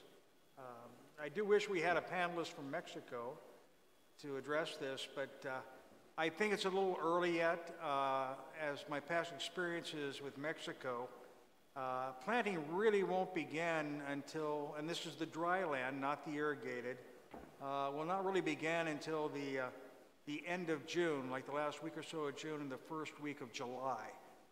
That's traditional in an area like Zacatecas and Durango and Chihuahua. And there is somewhat of a monsoon season in Mexico. So it's a little early yet to start thinking in terms, will the crop be delayed or not? We have to wait and see how the weather progresses as they actually get to the planting season. This is a question. South Africa is a producer of sugar beans and import Chinese light speckled kidneys, and to a lesser extent, cranberries. Can someone speak to the demand from South Africa? So I was in South Africa, I guess, in March, and the news was saying that the crop size was going to be smaller, but the drought wound up delaying the corn, and a lot of farmers actually wound up planting more than expected. So as far as the South African crop goes, the local people are saying that the demand in 2018 should be roughly the same as the demand in 2017. So they're looking at pretty steady. Yeah, I think every year there is a percentage of imported light speckled kidney beans. They still do not produce enough for their annual demand. The one thing I always have a trouble with is what came first, the Chinese light speckled kidney bean or the sugar bean, because they look identical. And nobody can answer that. I asked people in South Africa, and they have no idea. So let's go to the next question. Jimen, could you please inform us the main reasons why China exported color beans quantities reducing year by year? What do you think the trend of the local demand? Because we face adverse factors affecting the exports. The price, China, the price is high and high, and the quality. Because, you know, several years ago, the quality is much better. But, you know, in China, the planting only, each farmer They cannot control the seeds quality.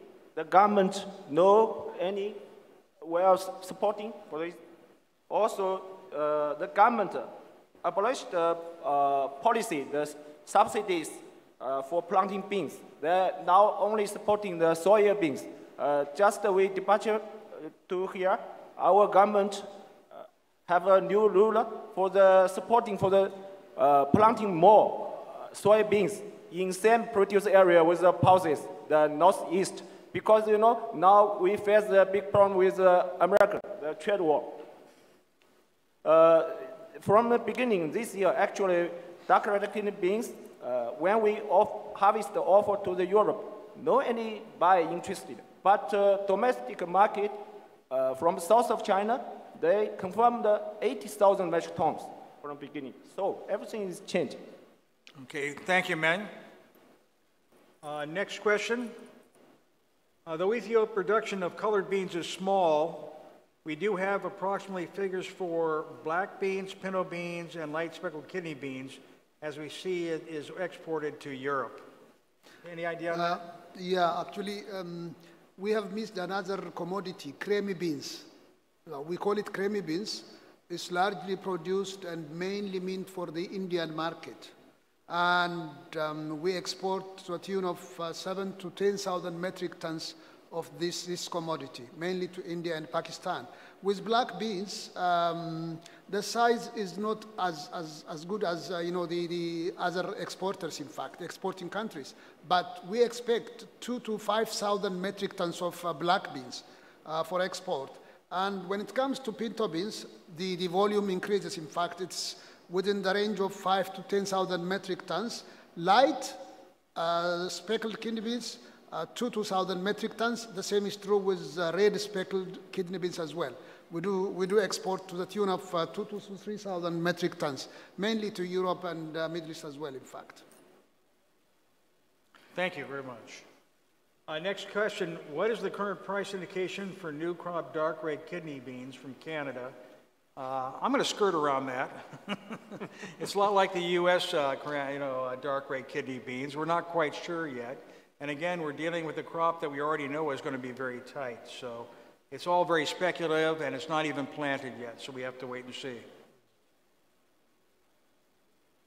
Light speckled kidney bean round, what the crop size available and why price is so high? Meng, that's another question to you. I think this question from ask Xinjiang type. For Xinjiang type is especially in planting China. Usually the size we can do the 140 to 155, and price is so high because no any stock. The Iran market is the biggest market from, and the second market for China is Turkey. So no any stock.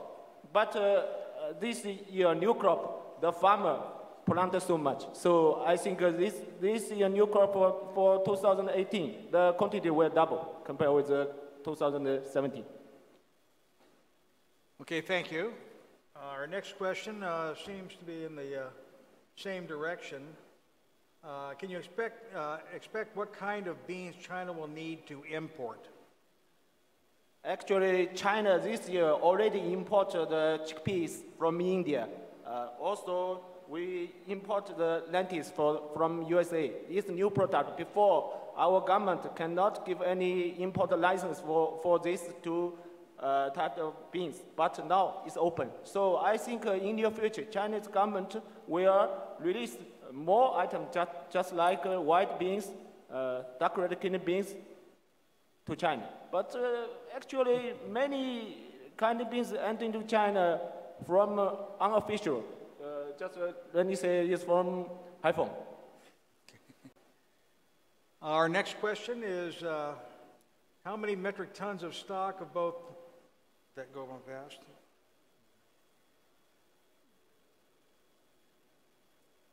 You missed that because the question we just had was really along the same lines as the previous one. Next question is, are there any measures taken to get a better seed for dark red kidneys and cranberries in Argentina? Well, this is very important for us because, as I mentioned before, we are working very hard in a process of diversification of varieties. Then, to improve seeds and to improve quality is a must for us. For the time being, there are efforts only by private sector and for exporters to do their best to improve seeds on several ways.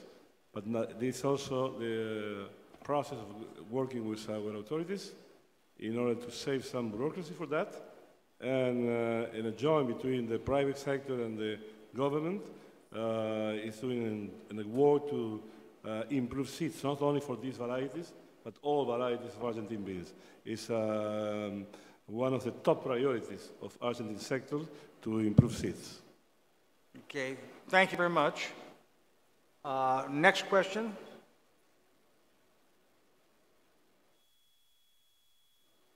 China origin light speckled kidney beans, round and long shape. What's the size now left and why so expensive? Size just now I say is 150 to 155 available if depend on the good weather. But now Xinjiang type no any stock. For American type is still have 1,000 metric tons stock. For long shape we still keep 8,000 metric tons.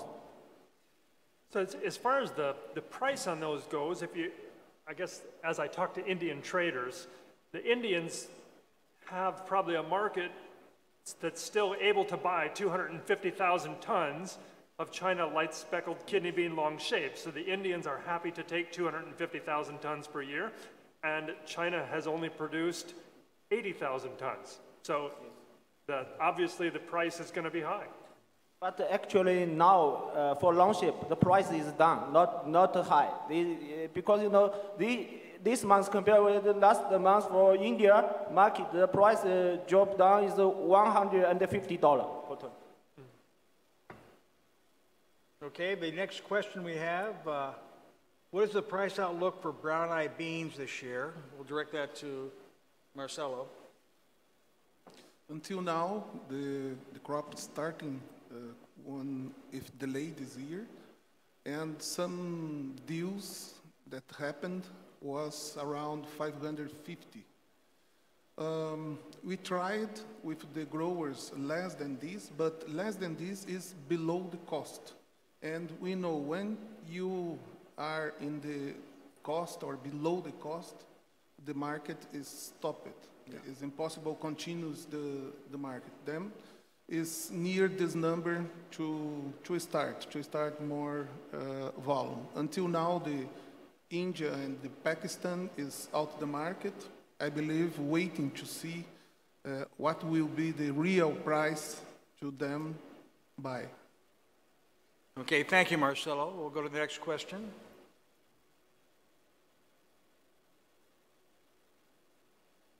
How much stock of light speckled kidney beans is there in China as on date, and how's the new crop seeding? Just now I speak for total is long shape is 80,000 metric tons stock, and for American round shape is 1,000 metric tons stock in China keep. For the seeds, we also hope to get the supporting from Ministry of Agriculture, but now still no big change in China. Okay, thank you, Men. This looks like a repeat. Mr. Marcelo, production and what is the price outlook for brown eyes this year, which I believe you covered on the last one. Maybe a volume? I don't think we touched on volume. We believe the volume, total volume will be like last year, around 400,000 tons. But we need to remember all time that we have one domestic market, and domestic market consume around 300,000 tons.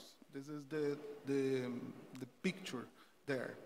What happened in the recent years? Every year we have more and more countries buying because the growers and the researchers work hard there to produce something very good, the quality,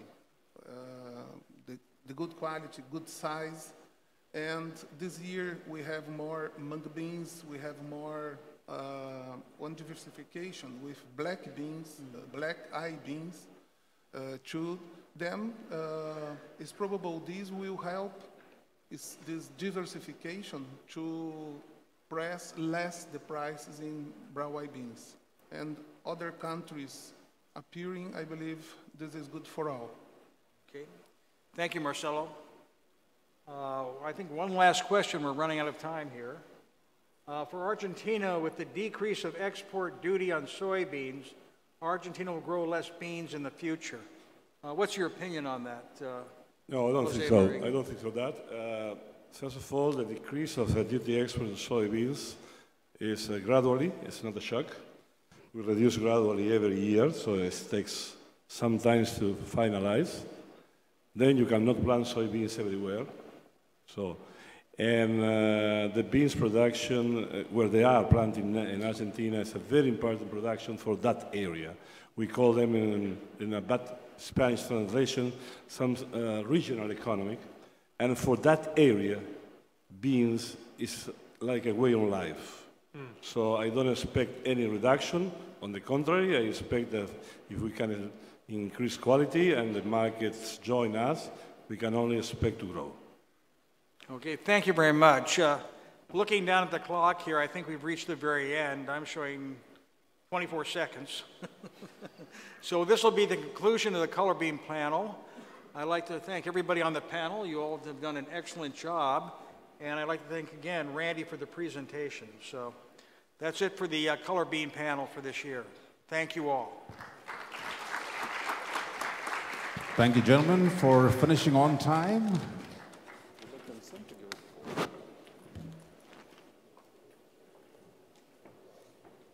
We'll take a memento photograph with this panel, if the panel would agree. Jose. All right.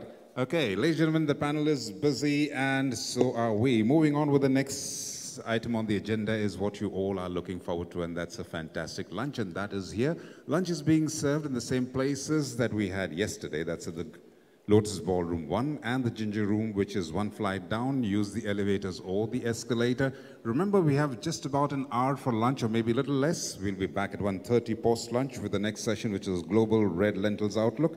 This session was sponsored by Intertech, and I've got to remind you that we'll be back again for the next session in time. Do wear your badges while you head for lunch, prominently displayed. And there are many questions about the proceedings of this conference. They will be up on the website, and I'm going to tell you exactly how you log on to when you come back from lunch. Thank you so much, and bon appetit.